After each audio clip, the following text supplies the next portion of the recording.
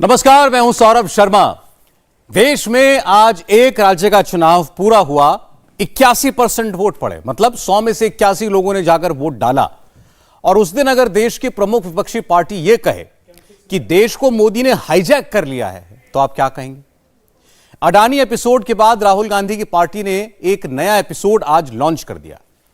दरअसल राहुल गांधी की पार्टी के निशाने पर सिर्फ और सिर्फ नरेंद्र मोदी ही हैं।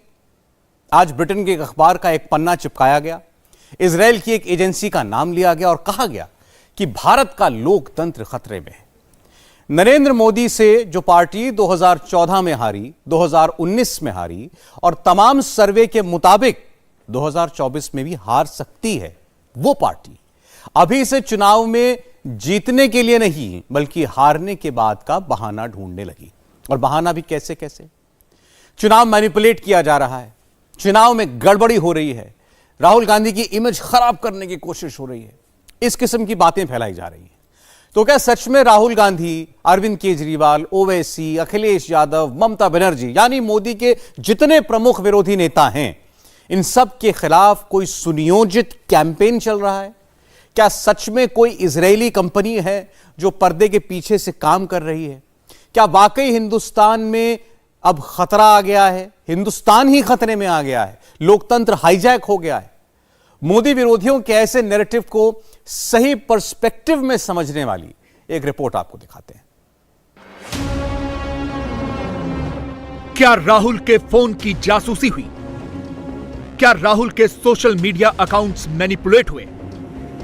क्या केजरीवाल का फोन हाईजैक हुआ? क्या ममता का फोन हैक हुआ? क्या भाईजान के फोन की 24/7 मॉनिटरिंग हुई? मोदी विरोधी गुट चुनाव जीतने का नहीं, अभी से चुनाव हारने वाला बहाना ढूंढने लगा है। खुफिया एजेंसी और चुनाव में हेरफेर वाले टेक्स्ट फिर से घूमने लगे हैं। Hijack, hijack, hijack. Social media की हर किसी की टाइमलाइन पर यही टेक्स्ट, सबके हैंडल पर same text, cut copy paste, एक बार नहीं बार बार रिपीट। आखिर कौन किसे हाईजैक कर रहा है? हाईजैक वाली कहानी कौन, कहां से और क्यों फिट कर रहा है? बीबीसी का टेप तो पहले से ऑन था, अब मोदी के दुश्मनों ने एक और विदेशी टेप का बटन दबा दिया है। यह वही इकोसिस्टम है जो 2021 में पेगासस चिल्ला रहा था और अब 2023 में यही इकोसिस्टम मोदी के खिलाफ हैकिंग और डिसइंफॉर्मेशन कैंपेन वाली थ्योरी लेकर आया है। Same pattern, same narrative, same modus operandi. इस पटकथा के एक नहीं कई सारे पार्ट्स हैं। हर पार्ट में कितने राज हैं? मोदी पर back to back hit job के पीछे आखिर किसका दिमाग है?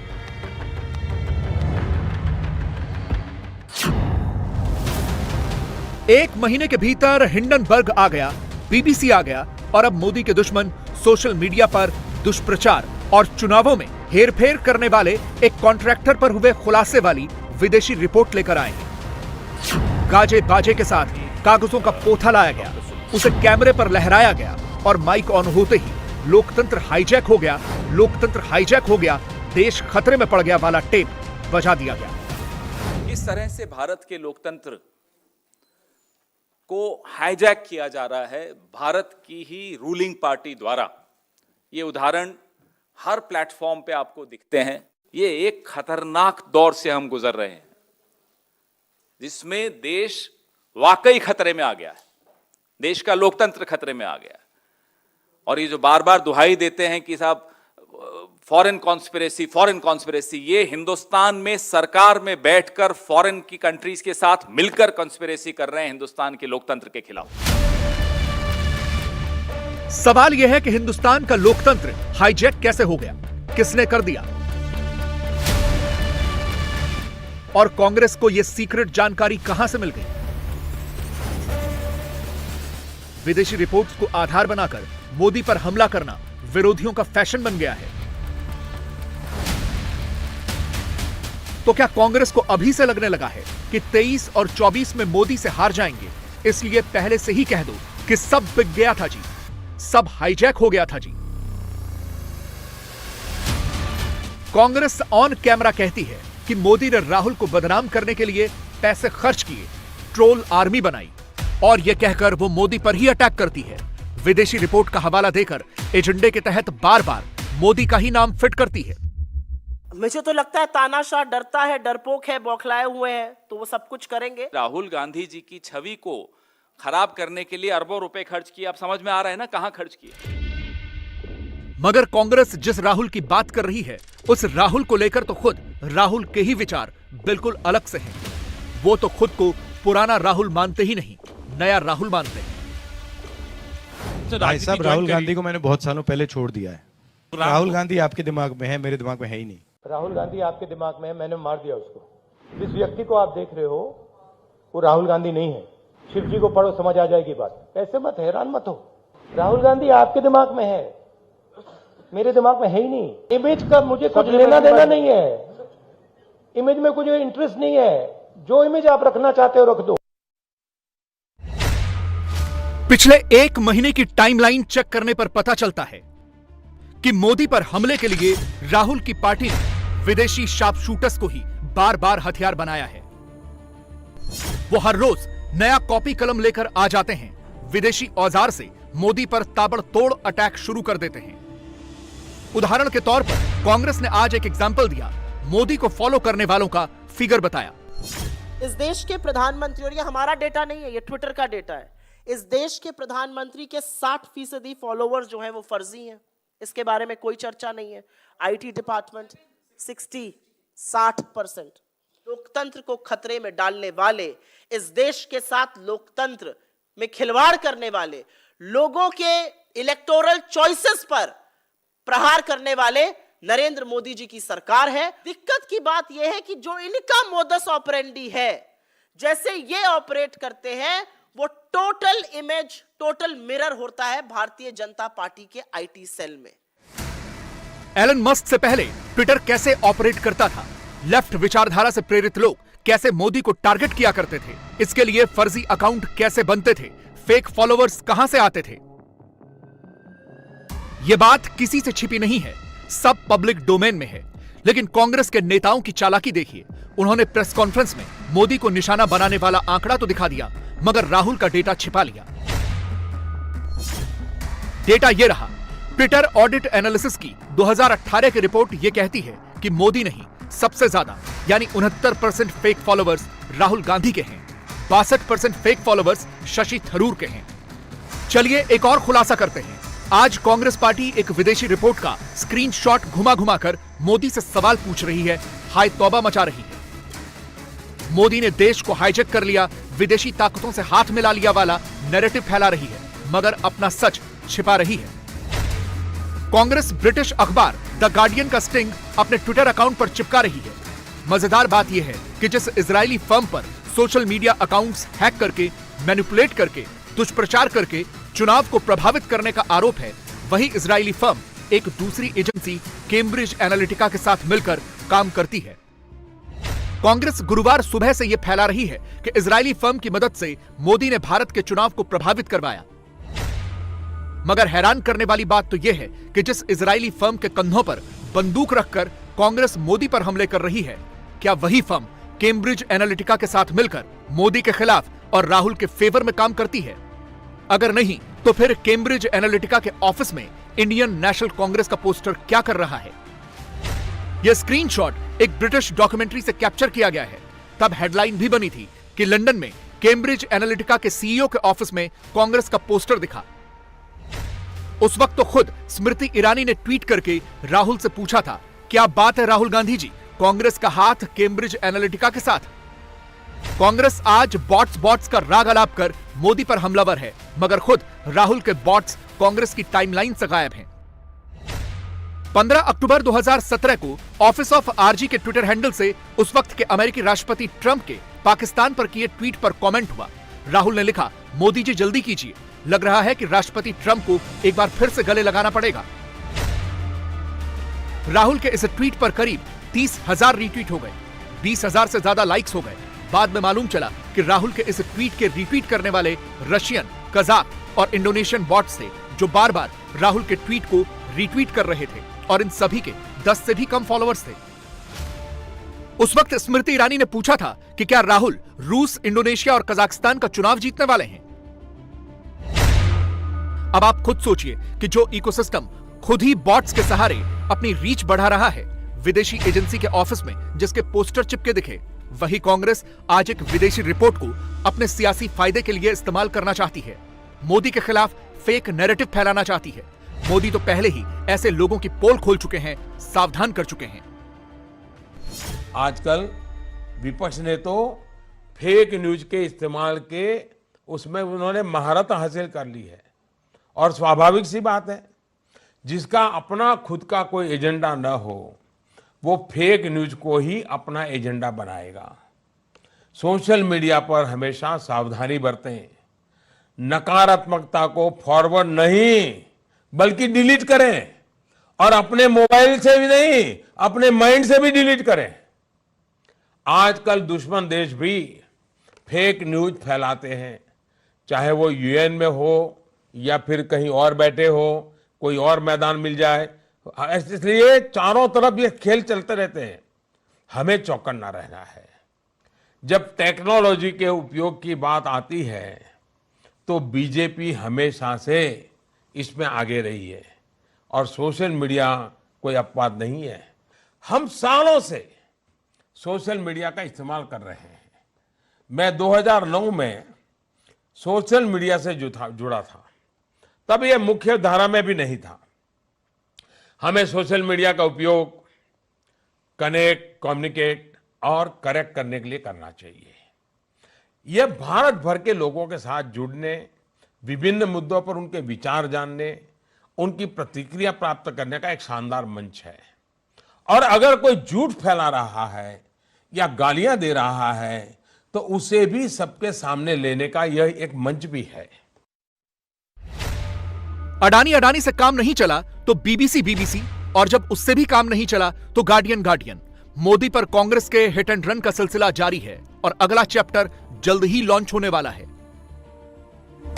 बहुत बढ़िया सर, बहुत बढ़िया।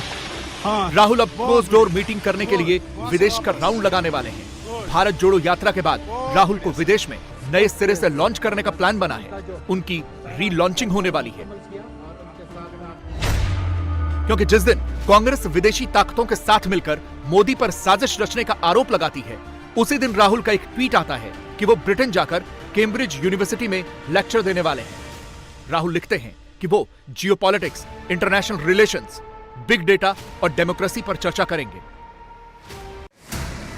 इसके तुरंत बाद कांग्रेस की टाइमलाइन पर राहुल के लिए टॉर्च बियरर ऑफ डेमोक्रेसी वाला टेक्स्ट घूमने लगता है, इंटेलेक्चुअल वाले टेक्स्ट दिखने लगते हैं। इशारा साफ है, समझदार आप हैं। विदेश से मोदी के खिलाफ एक नया एजेंडा फैलने ही वाला है, एक नया चैप्टर खुलने ही वाला है और इसे राहुल खुद लीड करेंगे। मोदी पर नया झूठ फिर से बोलेंगे। प्रधानमंत्री नरेंद्र मोदी ने आज 12 घंटे में 3 प्रोग्राम किए और तीनों की टारगेट ऑडियंस अलग अलग है। सबसे पहला प्रोग्राम दिल्ली में था, यहां से उन्होंने लोकसभा की 47 सीटों को टारगेट किया। दूसरा कार्यक्रम राजस्थान के सिरोही में जल जन मिशन का था। मोदी ने इस कार्यक्रम के जरिए राजस्थान के ट्राइबल बेल्ट वाली 3 लोकसभा सीटों पर असर डाला। तीसरा प्रोग्राम का टारगेट ऑडियंस यूथ था। गोरखपुर में खेल महाकुंभ के जरिए मोदी ने युवाओं को बड़ा मैसेज दिया। राहुल गांधी इस वक्त छुट्टी पर हैं। नरेंद्र मोदी के बाकी विरोधियों का कैंपेन भी अभी शुरू नहीं हुआ है, लेकिन मोदी ने अपनी चुनावी चाल चल दी। 14 दिन बाद मोदी का चुनावी रिजल्ट भी देखने को मिलेगा। प्रधानमंत्री का प्लान ए क्या है, कितनी सीटों पर उसका असर दिखेगा, देखते हैं एक रिपोर्ट।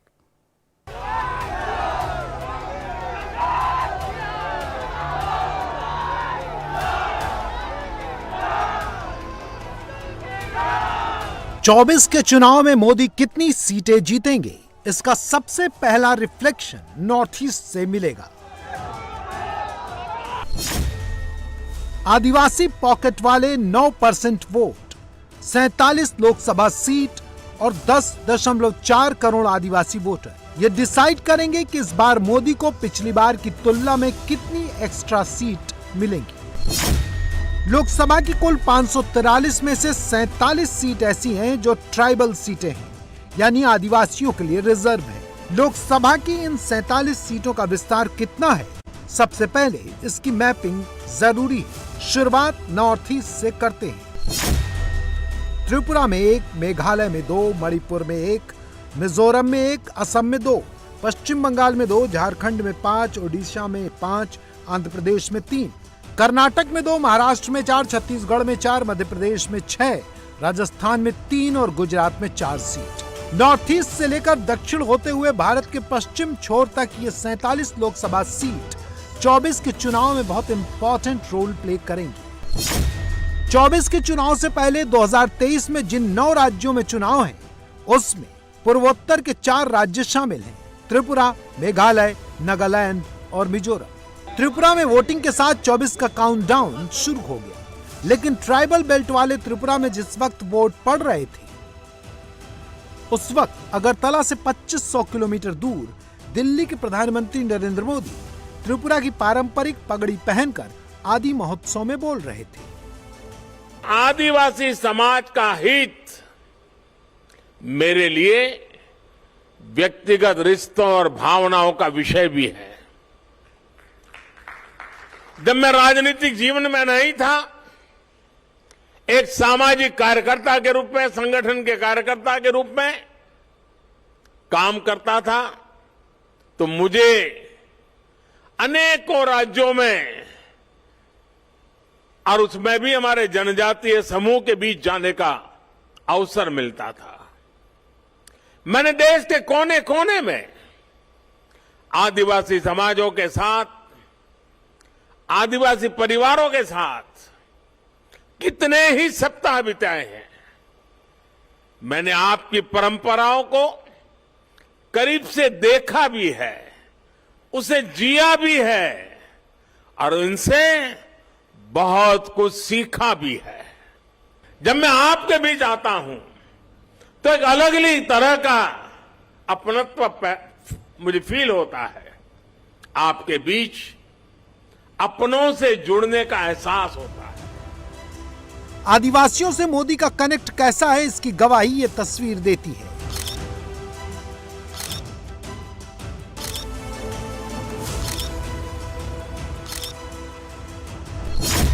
इसका अंदाजा आप ऐसे भी लगा सकते हैं कि पिछले 8 साल के अंदर मोदी 51 बार नॉर्थ ईस्ट गए हैं। भारत के इतिहास में शायद ही किसी प्रधानमंत्री ने इतनी बार पूर्वोत्तर का दौरा किया हो। मोदी जब नॉर्थ ईस्ट के लोगों के बीच जाते हैं, उनकी वेशभूषा पहनते हैं, तो विरोधी इसे पॉलिटिक्स से जोड़ते हैं, लेकिन मोदी पूर्वोत्तर के लोगों के विकास की बात करते हैं और उन्हें तरक्की के तोहफे भी देते हैं। कुछ सैंपल्स देख लीजिए। मेघालय, मणिपुर और अरुणाचल में 4 नई सड़क परियोजनाएं। मेघालय में IIM का नया सेंटर, त्रिपुरा के अगरतला में सरकारी डेंटल कॉलेज, 3400 करोड़ की लागत से बने 2,28,000 घर। जहां एक तरफ विरोधी मोदी पर सवाल उठाने में वक्त खर्च करते हैं, नरेंद्र मोदी डेवलपमेंट की बात करते हैं। इस साल के बजट में अनुसूचित जनजातियों के लिए दिया जाने वाला बजट भी 2014 की तुलना में 5 गुना बढ़ा दिया गया है। आदिवासी क्षेत्रों में बेहतर आधुनिक इंफ्रास्ट्रक्चर बनाया जा रहा है। आधुनिक कनेक्टिविटी बढ़ने से पर्यटन और आय के अवसर भी बढ़ रहे हैं। देश के हजारों गांव जो कभी वामपंथी उग्रवाद से प्रभावित थे, उन्हें अब 4G कनेक्टिविटी से जोड़ा जा रहा है। यानी जो युवा अलग थलग होने के कारण अलगाववाद के जाल में फंस जाते थे, वो अब इंटरनेट और इंफ्रा के जरिए मुख्य धारा से कनेक्ट हो रहे हैं। देश में नए जनजातीय शोध संस्थान भी खोले जा रहे हैं। इन प्रयासों से ट्राइबल युवाओं के लिए अपने ही क्षेत्रों में नए अवसर बन रहे हैं। ये आदि और आधुनिकता के संगम की वो आहट है जिस पर नए भारत की बुलंद इमारत खड़ी होगी। मोदी सिर्फ आदिवासियों की बात नहीं करते, उनकी नब्ज पकड़कर आगे बढ़ते हैं। नॉर्थ ईस्ट से लेकर झारखंड, मध्य प्रदेश और राजस्थान में आदिवासियों के बीच मोदी जब भी गए सिर्फ उनकी बात की। यही वजह है कि जिस ट्राइबल वोट को कभी कांग्रेस अपना फिक्स डिपॉजिट समझती थी, वो सरक कर बीजेपी की तरफ शिफ्ट होता गया। गुजरात इसका सबसे लेटेस्ट सैंपल है। गुजरात में 15% आदिवासी वोटर हैं और 27 सीट एसटी कम्युनिटी के लिए है, यानी आदिवासियों के लिए रिजर्व है। इन 27 सीट में से 24 सीट बीजेपी ने जीती हैं। बीजेपी को गुजरात के इस चुनाव में जितना भी फायदा हुआ, उसमें आदिवासी वोटों का बड़ा हिस्सा है। बोरसे, मांडवी, झगड़िया और छोटा उदयपुर जैसी कई सीट ऐसी थी जिसे बीजेपी ने 70 साल में पहली बार जीता था। इसके पीछे आदिवासी सीट पर ग्राउंड वर्क था, जिसे बीजेपी की 300 टीमों ने किया था। मोदी अब वही फार्मूला पहले 2023 के चुनाव में और उसके बाद 24 के चुनाव में अपना रहे हैं। वो दिल्ली में बोलते हैं तो ट्राइबल बेल्ट वाले राज्यों तक आवाज जाती है। जिससे पहले दूर सुदूर समझा जाता था, अब सरकार दिल्ली से चलकर उसके पास जाती है। जो पहले खुद को दूर सुदूर समझता था, अब सरकार उसे मुख्य धारा में ला रही है। बीते 8-9 वर्षों में आदिवासी समाज से जुड़े आदि महोत्सव जैसे कार्यक्रम देश के लिए एक अभियान बन गए हैं। आजादी के बाद 75 वर्षों में पहली बार देश का नेतृत्व एक आदिवासी के हाथ में है। पहली बार एक आदिवासी महिला राष्ट्रपति जी के रूप में सर्वोच्च पद पर भारत का गौरव बढ़ा रही है। पहली बार आज देश में आदिवासी इतिहास को इतनी पहचान मिल रही है। 2019 में लोकसभा चुनाव में 47 ट्राइबल सीटों में बीजेपी को 31 सीट मिली, कांग्रेस को सिर्फ 4 सीट। बाकी इक्का दुक्का सीटें कई छोटी पार्टियों के खाते मिली। लेकिन त्रिपुरा में आदिवासी वोट बैंक सबसे बड़ा फैक्टर है। अभी त्रिपुरा में विधानसभा चुनाव हो रहा है। त्रिपुरा की 60 विधानसभा सीटों में 20 सीट आदिवासियों के लिए रिजर्व है। पिछली बार 2018 के चुनाव में बीजेपी और आईपीएफटी ने साथ-साथ चुनाव लड़ा और त्रिपुरा में जबरदस्त जीत हासिल की। इस बार उसे बरकरार रखने की चुनौती है, क्योंकि इस बार त्रिपुरा में मुकाबला त्रिकोणीय है। एक तरफ बीजेपी और आईपीएफटी का अलायंस, दूसरी तरफ सीपीएम और कांग्रेस का गठबंधन, और सबसे बड़ा चैलेंजर बनकर सामने आई है प्रद्योत किशोर की टिपरा मोथा पार्टी। शाही वंशज प्रद्योत किशोर माणिक के देव बर्मा में त्रिपुरा में काफी लोग अपना महाराजा देखते हैं, लेकिन बीजेपी का दावा है कि वो इस बार भी जोरदार जीत हासिल करेगी। त्रिपुरा में बीजेपी अपने कामकाज के बूते दोबारा सरकार बनाने का दावा कर रही है। दोबारा सरकार बनाने के लिए अमर सरकार की ब्रांडिंग की गई है। इतना हम लोगों को विश्वास है जनता के प्रति, जो माननीय प्रधानमंत्री के नेतृत्व में जिस तरीके से त्रिपुरा में काम हुआ। 5 साल पहले भी त्रिपुरा में जो लोग आए थे, आज त्रिपुरा के जो देखते हैं तो वो खुद बताते हैं। तो इसलिए जनता को वो एहसास है। एक होता है सरकार चलानी, जैसे कम्युनिस्ट चलाते थे, और हम लोग सरकार नहीं चलाए, हमने सरकार की एहसास अंतिम जन तक पहुंचाया और उस एहसास की धड़कन आज वोटिंग में तब्दील होगी। कई सीट में हमारा बिगेस्ट चैलेंज सीपीएम है और कई स्टेट्स में हमारा बिगेस्ट चैलेंज कई सीट्स में हमारा बिगेस्ट चैलेंज बीजेपी है। तो ये ओवरऑल एक वो नहीं है। बहुत सीट्स में सेकंड पोजीशन में बीजेपी आ रहा है, बहुत सीट्स में सेकंड पोजीशन में सीपीएम आ रहा है। हर पार्टी कहेगी आपको इलेक्शन डे में, वोटिंग डे में कि 31 सीट्स उनका खुद आ रहा है, और मैं भी यही कहूंगा। त्रिपुरा के बाद नागालैंड में भी चुनाव होने हैं। नागालैंड में 60 असेंबली सीट में से 59 सीट आदिवासियों के लिए रिजर्व है। 23 और 24 के चुनाव में यहाँ भी सबसे ज्यादा फोकस ट्राइबल कम्युनिटी पर रहेगा। अभी 2 महीने पहले ही प्रधानमंत्री मोदी मेघालय गए थे। मेघालय में भी बीजेपी ट्राइबल वोट बैंक को एक्सप्लोर कर रही है। मेघालय में विधानसभा की 60 सीटें हैं। इसमें 55 सीट अनुसूचित जनजाति के लिए आरक्षित हैं। यहाँ बीजेपी का स्ट्राइक रेट कुछ खास नहीं है। बीजेपी उसके लिए जोर लगा रही है। अगर यहाँ अच्छी सरकार बनती, भाजपा मजबूत पार्टी बनकर बाहर आती, करप्शन रुकता है, तो पीएम डिवाइन योजना का सबसे बड़ा बेनिफिट हम मेघालय को देंगे। मैं आपको भरोसा दिलाता हूं। और गारो हिल के सारे इंफ्रास्ट्रक्चर काम हम मोदी सरकार के लिए ढेर सारे काम किए। पहले आए दिन इंसर्जेंसी के ग्रुप्स द्वारा बंद, ब्लॉकेड, बम धमाके, फायरिंग और युवाओं की मृत्यु होती थी। आज नॉर्थ ईस्ट में शांति। 8,000 से ज्यादा, मोर देन 8,000 इंसर्जेंसी ग्रुप के मेंबर्स ने आत्मसमर्पण कर सरेंडर कर मेन स्ट्रीम में आने का काम किया है। इससे नॉर्थ ईस्ट के अंदर एक डेवलपमेंट का माहौल बना है। लेकिन बंगाल में बीजेपी को सबसे ज्यादा संभावनाएं दिखती हैं। बंगाल के आदिवासी बहुल जंगल महाल वाले इलाके में इस वक्त आरएसएस भी पूरी तरह एक्टिव है। पश्चिम मेदिनीपुर जिले में आरएसएस की सक्रियता काफी बढ़ी है, लेकिन उसी जंगल महल में ममता बनर्जी मंच सजाकर बीजेपी पर अटैक कर रही हैं। बीजेपी नेता कह रहे हैं सड़क के लिए पैसा मत दो, पानी के लिए पैसा मत दो, मकान बनाने के लिए पैसा मत दो, 100 दिन के काम के लिए पैसे मत दो। लोगों को फायदा होगा तो बीजेपी कैसे मांगेगी वोट? मैं कहती हूं कि आपको शर्म आनी चाहिए, क्योंकि ये लोगों का पैसा है, आपका पैसा नहीं। लोगों का टैक्स दिल्ली लेती है, राज्य सरकार को पैसा नहीं देती है। फिर भी हमारी सरकार सभी योजनाओं को चालू रखे हुए है। मैं चाहती हूँ सभी लोगों का अच्छा रहे। ओडिशा में भी बीजेपी खूब जोर लगा रही है।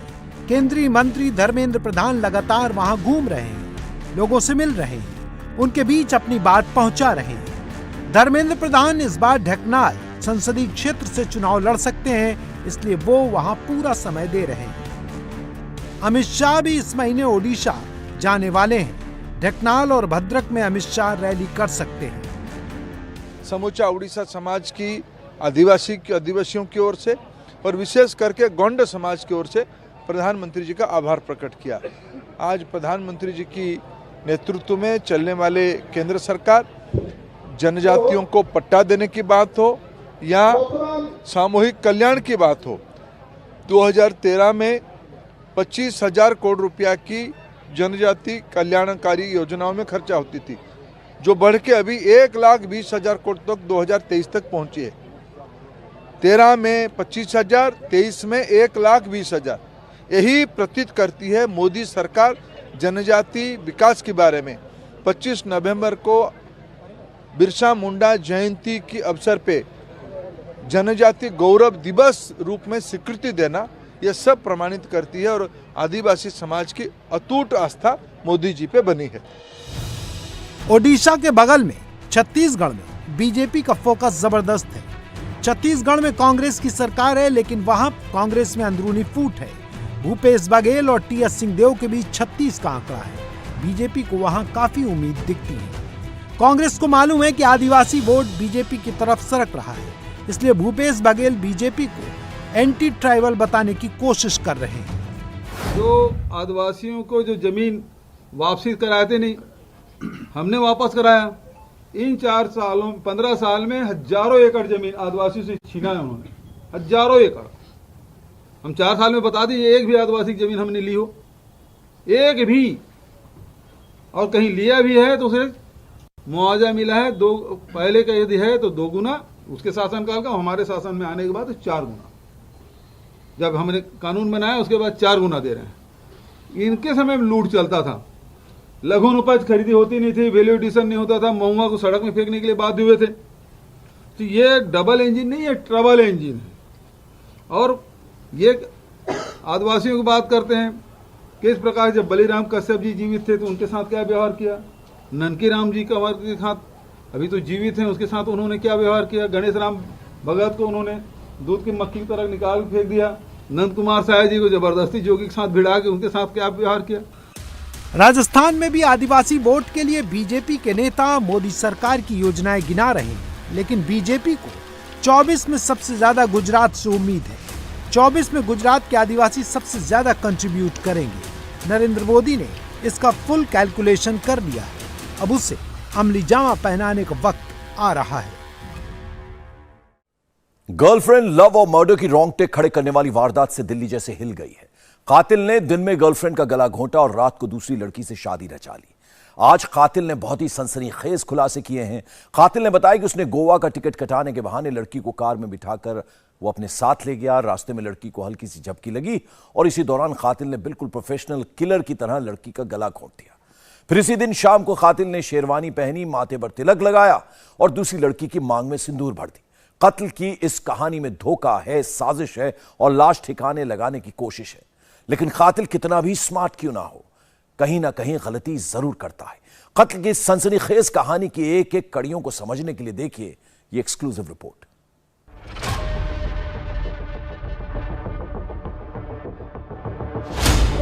दूल्हे का जोड़ा पहने इस शख्स को गौर से देख लीजिए। शादी की खुशी में मुस्कुराते इस चेहरे के पीछे खौफनाक दरिंदा छिपा है। यह है निक्की यादव का कातिल साहिल गहलोत। कोई सोच भी नहीं सकता कि इसने पहले अपनी गर्लफ्रेंड का बेरहमी से कत्ल कर दिया और अब नई नवेली दुल्हन से शादी रचाने के बाद फोटो क्लिक करा रहा है। गर्लफ्रेंड निक्की के मर्डर के बाद भी कातिल साहिल के चेहरे पर कोई शिकन, खौफ या दहशत नहीं है। शातिर दिमाग साहिल ने दिन में अपनी गर्लफ्रेंड निक्की का मर्डर किया और रात में दूसरी लड़की के साथ 7 फेरे लिए। साहिल ने निक्की को क्यों मारा? क्या ये एक प्लान्ड मर्डर था? निक्की की हत्या से साहिल को क्या हासिल होने वाला था? क्या साहिल के रास्ते का रोड़ा बन रही थी निक्की? इन सारे सवालों के जवाब इस रिपोर्ट में ढूंढने की कोशिश करेंगे, लेकिन सबसे पहले 9 और 10 फरवरी की पूरी क्रोनोलॉजी समझते हैं। 9 फरवरी को दिन में साहिल की मंगनी थी। शाम तक साहिल की गर्लफ्रेंड निक्की को मंगनी के बारे में पता लग गया था। साहिल की मंगनी से नाराज निक्की ने उसे अपने फ्लैट पर बुलाया। 9 फरवरी की रात करीब 1 बजे साहिल निक्की के फ्लैट पर पहुंचा, जहां 4 से 5 घंटे तक रुका और सुबह करीब 5-6 बजे निक्की को अपने साथ कार में बिठाकर साहिल फ्लैट से निकल गया। 9 तारीख की इसकी मंगनी थी दिन में और शाम तक निक्की को पता लग जाता है। उसके बाद निक्की इसको कन्फ्रंट करने के लिए अपने फ्लैट पे बुलाती है। तकरीबन 1 या 2 बजे के आसपास ये फ्लैट पे पहुंचता है। वहाँ 4-5 घंटे वहाँ रुकते हैं ये। अर्ली मॉर्निंग 5-6 बजे के आसपास ये फ्लैट से निकलते हैं। फिर ये 3-4 घंटे तक अपनी गाड़ी में रहते हैं और उसके बाद 12 बजे के आसपास ये पहुंचता है मित्राऊ, जहाँ पे खेतों में इनका ढाबा है। साहिल के शातिर दिमाग में निक्की को खत्म करने की गहरी साजिश चल रही थी। 10 फरवरी की सुबह निक्की के फ्लैट से निकलने से पहले साहिल ने प्लान बनाया। इसी दिन ट्रेन से निक्की गोवा जाने वाली थी। साहिल ने निक्की के साथ गोवा जाने का झांसा दिया। साहिल कार से निक्की को लेकर सबसे पहले निजामुद्दीन रेलवे स्टेशन गया। निक्की का गोवा जाने का टिकट कंफर्म था, लेकिन साहिल को टिकट नहीं मिला। टिकट मिलता भी कैसे, क्योंकि साहिल के शातिर दिमाग में कुछ और ही प्लान चल रहा था। निजामुद्दीन के बाद आनंद विहार, फिर कश्मीरी गेट, ISBT होते हुए निगमबोध घाट पहुंचा साहिल। निगमबोध घाट की पार्किंग में साहिल ने मोबाइल के डेटा केबल से निक्की का गला घोंटकर मर्डर कर दिया। दिल्ली पुलिस सूत्रों के मुताबिक 9 तारीख की रात तकरीबन 1:30 बजे साहिल गहलोत निक्की यादव के उत्तम नगर वाले घर पर पहुंचा। वहां पर कुछ घंटे रुकने के बाद निक्की और साहिल की गाड़ी में सवार होकर 10 तारीख सुबह 6 बजे के करीब सीधा निजामुद्दीन रेलवे स्टेशन के लिए निकले। दरअसल निजामुद्दीन रेलवे स्टेशन से निक्की यादव की ट्रेन गोवा जाने के लिए थी, लेकिन वो साहिल के साथ जाना चाहती थी और साहिल की टिकट कंफर्म नहीं थी। जिसके बाद साहिल ने निक्की के साथ उत्तराखंड घूमने का प्लान बनाया और इसी के चलते दोनों आनंद विहार बस अड्डे पहुंचे। वहां जाकर पता चला कि उत्तराखंड जाने की बस कश्मीरी गेट बस अड्डे से मिलेगी, जिसके बाद दिलशाद गार्डन वाला रूट लेते हुए दोनों कश्मीरी गेट के पास पहुंचे और वहां से फ्लाईओवर से लेफ्ट निगमबोध घाट के लिए एग्जिट लिया। निगमबोध घाट से 20 मीटर पहले साहिल ने अपनी गाड़ी को रोका और इसी दौरान दोनों के बीच जमकर बहस हो रही थी। क्राइम ब्रांच सूत्रों के मुताबिक बहस के दौरान निक्की साहिल और उसके घर वालों को भला बुरा कह रही थी, जो वो बर्दाश्त नहीं कर पाया और गाड़ी में लगी मोबाइल डेटा केबल से निक्की यादव का गला दबाकर उसने उसकी हत्या कर दी और हत्याकांड को अंजाम देने के बाद निक्की यादव की सीट बेल्ट लगाई और गाड़ी के शीशों को ब्लैक कर्टेन से कवर किया। निगमबोध घाट के पास निक्की के मर्डर के बाद कार में डेड बॉडी के साथ मित्रावा के लिए निकल पड़ा साहिल। निगमबोध घाट से साहिल के मित्रावा वाले ढाबे की दूरी करीब 40 किलोमीटर है। मर्डर के बाद कार की सीट पर निक्की की डेड बॉडी के साथ साहिल दिल्ली की सड़कों पर बेखौफ होकर कार दौड़ाता रहा। ये राजधानी दिल्ली का निगमबोध घाट है। यहाँ पे लोगों को अंतिम यात्रा पे लाया जाता है और पुलिस तफ्तीश में ये पता चला है कि साहिल गहलोत ने निक्की यादव की हत्या इसी निगमबोध घाट के पार्किंग में की थी। हमारे ठीक पीछे जो आप कैमरा देख सकते हैं, इसी में रिकॉर्ड हुआ है कि 10 तारीख की सुबह 9 बजे के करीब में साहिल गहलोत अपनी गाड़ी से यहाँ पे आता है और 2 बार यहाँ से एंट्री और एग्जिट उसका दर्ज है। इस सीसीटीवी कैमरे में वो रिकॉर्ड है। पुलिस डीवीआर यहां से ले गई है, तफ्तीश कर रही है। अब यहां से इस मर्डर केस में ट्विस्ट आता है। साहिल ने एक तरफ ढाबे के फ्रिज में अपनी गर्लफ्रेंड की लाश छिपाई तो दूसरी तरफ इसी दिन यानी 10 फरवरी को ही शाम में दूसरी लड़की से शादी रचा ली। प्रेमिका निक्की की लाश फ्रिज में छिपाने के बाद साहिल ने शाम को धूमधाम से अपनी बारात निकाली। 10 फरवरी की शाम को बड़े आराम से पूरे हौसले के साथ दूसरी लड़की से शादी रचा ली। इस दौरान साहिल ने किसी को भी निक्की के मर्डर के बारे में नहीं बताया।